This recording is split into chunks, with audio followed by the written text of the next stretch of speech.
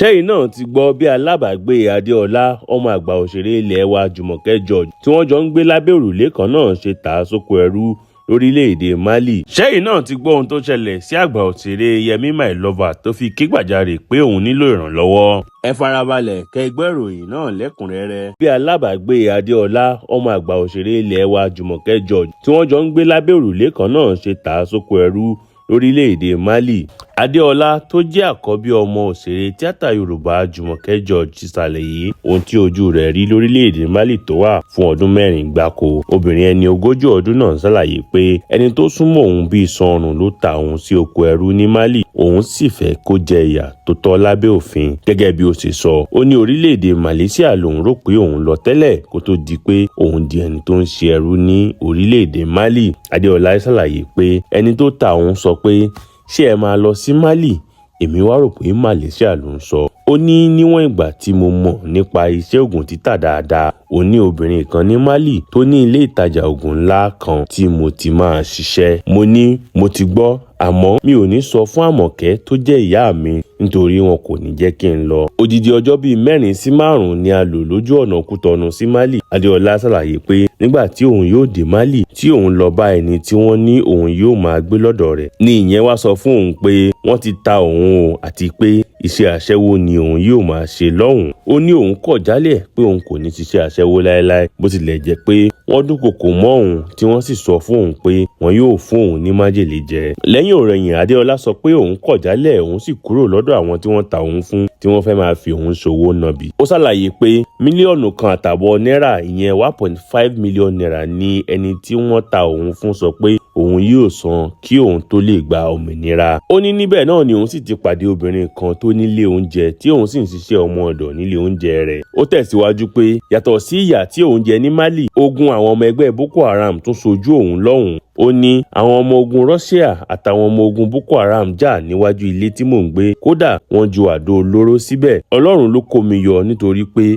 mo rò pé mo máa kú lọ́jọ́ náà ni. Adeọla wá rọ àwọn obìnrin akẹgbẹ́ rẹ̀ pé kí wọ́n má dábàá pé wọ́n fẹ́ rìnrìn àjò lọ sí orílẹ̀-èdè Mali, Libya àtàwọn orílẹ̀-èdè míì bẹ́ẹ̀ nítorí ìkorò ló máa ń gbẹ̀yìn irúfẹ́ ìrìn àjò bẹ́ẹ̀. Lẹ́yìn náà ló tọrọ àforíjìn lọ́wọ́ ìyá rẹ̀ Jumoke George fún bí òun kò ṣe kàn sí fún odidi ọdún 4 gbáko tí òun fi wà lórílẹ̀-èdè Mali. Àjọ tó ń mójútó ìgbáyé gbádùn àwọn ọmọ Nàìjíríà tó wà nílé òkèèrè, the Nigerians in Diaspora Commission, ló mú Adeọla ọmọ òṣèrébìnrin Jumoke George wá sílé láti orílẹ̀-èdè Mali. Ọ̀sán ọjọ́ Ajé ọjọ́ 19 oṣù karùn-ún ni ọ̀gá àgbà àjọ NIDCOM arábìnrin Àbíkẹ́ Dábírí fi ìkéde síta lójú òpó X rẹ̀ pé òṣèrébìnrin Bíọ́lá Adébáyọ̀ àti akẹgbẹ́ rẹ̀ Adeniyi Johnson ti tẹ́wọ́ gba arábìnrin ọ̀hún. Lẹ́yìn èyí ni àwọn òṣèré ilẹ̀ wa Adeniyi Johnson àti Bíọ́lá Adébáyọ̀ pẹ̀lú àwọn òṣìṣẹ́ rẹ̀ mú arábìnrin Adeọla lọ bá ìyá rẹ̀ Jumoke George.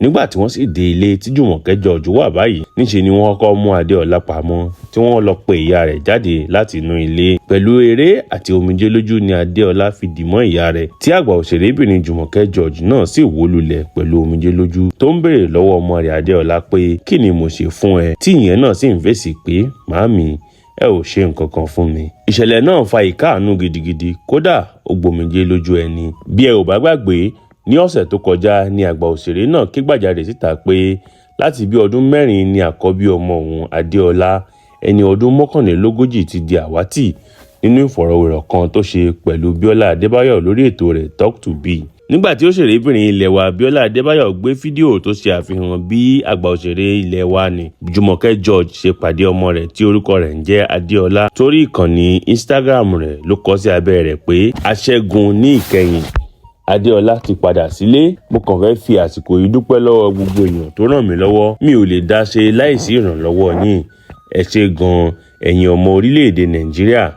Ẹ ṣé ìyá mi dáadáa Àbíkẹ́ Dábírí. Mo dúpẹ́ lọ́wọ́ arábìnrin Yakubu Oiza, ẹ ràn mí lọ́wọ́ gidi gan ni. Mo sì dúpẹ́ lọ́wọ́ arákùnrin mi Adeniyi Johnson, irú rẹ̀ ṣọ̀wọ́n. Báyìí ni òṣèrébìnrin ṣe kọ ọ̀rọ̀ náà sórí ayélujára tí àwọn olólùfẹ́ rẹ̀ sì ń dúpẹ́ lọ́wọ́ Ọlọ́run tí wọ́n lù lọ́gọ̀ ẹnu pé iṣẹ́ ńlá ló ń ṣe, tí wọ́n sì ń kí pé ó kú ìfọmọnìyàn ṣe, tí wọ́n sì ń rọ òjò àdúrà oríṣiríṣi lé lórí pé kò ní mọ ìbànújẹ́ bó ti wù kó kéré mọ́ láyé. Tí àwọn kan tó ti dá sí ọ̀rọ̀ náà sì ti ń tọrọ àforíjì lọ́wọ́ Ọlọ́run nítorí pé wọ́n ti dá Adeọla lẹ́jọ́ láì mọ ìdí tó fi lọ láì wẹ̀yìn wò. Ṣeyin náà ti gbọ́ ohun tó ṣẹlẹ̀ sí àgbà òṣèré Yemi My Lover tó fi ké gbàjarè pé òun nílò ìrànlọ́wọ́. Tí a bá ń sọ̀rọ̀ nípa fíìmù àgbéléwò Yorùbá tó mì ìlú tìtì ní ìbẹ̀rẹ̀ ọdún 1990 sí ìbẹ̀rẹ̀ 1993, a ò lè ṣe láì má dárúkọ fíìmù Yemi My Lover. Fíìmù náà gbajúmọ̀ fún orin àti àwọn nǹkan tó jọ mọ́ eré ilẹ̀ India, èyí tí olóòtú eré náà Yemi Ayebo fi jẹ́ kó yàtọ̀ sí fíìmù àgbéléwò Yorùbá míì tó wà ní ìgbà náà. Àmọ́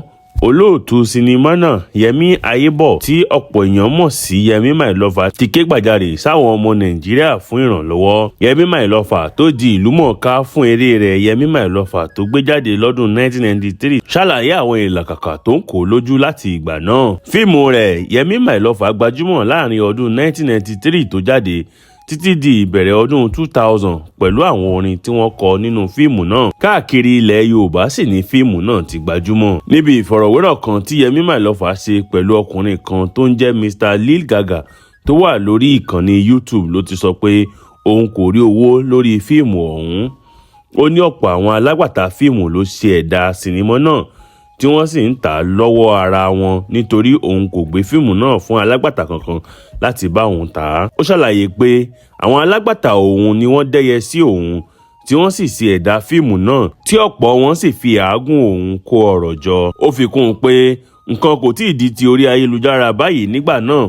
Fúndìí èyí, òun kò rí ibi pariwo fáráyé lórí àwọn nǹkan tí ojú òun rí lórí fíìmù ọ̀hún. Nígbà tó ń sọ̀rọ̀ lórí bí àwọn olórin bí Olamide ṣe lò lára fíìmù rẹ̀ náà láti fi ṣe orin, ó ní nǹkan ìdùnnú ló jẹ́ fún òun pé wọ́n lò lára fíìmù náà láti fi ṣe orin. Ṣùgbọ́n ó ní kò dùn mọ́ òun bí Olamide kò ṣe kàn sí òun nígbà tó fẹ́ ya fídíò fún orin náà. Nínú ọ̀rọ̀ rẹ̀ ó ní, mo lérò pé Olamide máa kàn sí mi pé kí n kópa nínú fídíò orin náà. Ó dùn mí pé kò ṣe bẹ́ẹ̀. Mi ò rí Olamide rí láyé mi. Inú mi máa dùn gan tó bá kàn sí mi lónìí. Ó wù mí láti rí i. Yemi My Lover tún tẹ̀síwájú nínú àlàyé rẹ̀ pé ọ̀pọ̀ fíìmù àgbéléwò ni òun ṣe lẹ́yìn tí òun rí bí Yemi My Lover ṣe gbajúmọ̀. Àmọ́ ìràwọ̀ àwọn fíìmù náà kò tàn bíi ti Yemi My Lover. Ó ṣàlàyé pé ọ̀pọ̀ àwọn fíìmù tí òun gbé jáde náà ló dára ju Yemi My Lover lọ, àmọ́ àwọn èèyàn kò tẹ́wọ́ gbà bí wọ́n ṣe tẹ́wọ́ gba Yemi My Lover. Ó sọ pé òun máa ń dúpẹ́ fún Ọlọ́run pé òun wà láyé tí òun sì wà lálàáfíà, àmọ́ nǹkan ò fararọ fún òun láti ìgbà náà. Nígbà tó ń ṣe àlàyé yìí, gbajúgbajà òṣèré tó jẹ́ ọmọ bíbí ìlú Abẹ́òkúta yìí ní lẹ́yìn Yemi My Lover, àwọn tí wọ́n máa ń ṣe ẹ̀dà fíìmù ṣàkóbá gidi fáwọn fíìmù tí mo gbé jáde. Èyí ló fa ìbẹ̀rẹ̀ àìsí owó lọ́wọ́ mi. Bákan náà ló sọ pé ilẹ̀ òun tí òun rà lẹ́yìn tí òun ṣe fíìmù Yemi My Lover ni òun padà tà nígbà tí òun kò rí nǹkan jẹ mọ́. Ó ní òun nílò ìrànlọ́wọ́ àwọn òṣèré akẹgbẹ́ òun láti lè rí pé òun padà sípò àti pé òun nílò ìbáṣepọ̀ wọn láti lè máa kópa nínú eré sinimá. Ó fi kún un pé àwọn akẹgbẹ́ òun kì í pe òun síṣẹ́ wọn, tó sì jẹ́ pé òun gbàgbọ́ pé àwọn ni wọ́n lè sọ ìdí tí wọn kì í fi pe òun sí sinimá. Bí ẹ ò bá gbàgbé, ìgbà àkọ́kọ́ kọ́ nìyí táwọn àgbà òṣèré yóò máa tọrọ ìrànlọ́wọ́ lọ́wọ́ àwọn èèyàn. Ní ọ̀sẹ̀ tó kọjá yìí kan náà ni àgbà òṣèré Jumoke George pariwo síta pé láti bí ọdún 6 sẹ́yìn ni òun kò ti rí ilé gbé mọ́, tó sì jẹ́ pé ilé ìjọsìn kan ni wọ́n ti fún òun ní yàrá kan láti máa sùn.